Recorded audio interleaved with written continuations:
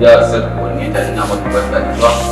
Sun yi da zuwa kuma na yi godiya sosai da abokai. And here represents Calkia. Before I proceed,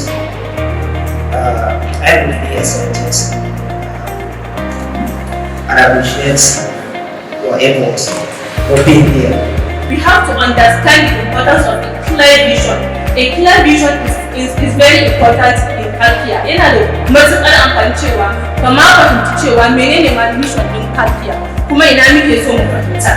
Ko ba komai zai sami kamar yayi guiding din mu kuma zai taimake mu samu purpose. Idan kana da manufa ka samu purpose a rayuwa kenan ko? Ni da wannan image technology ka ɗauki AI wanda yake aiki a sacewa da wajen samar da sauƙi kaya ya zo da wuri wanda shi ne yake damun industry da ke kamasa wanda shi ne muke so da insha Allah.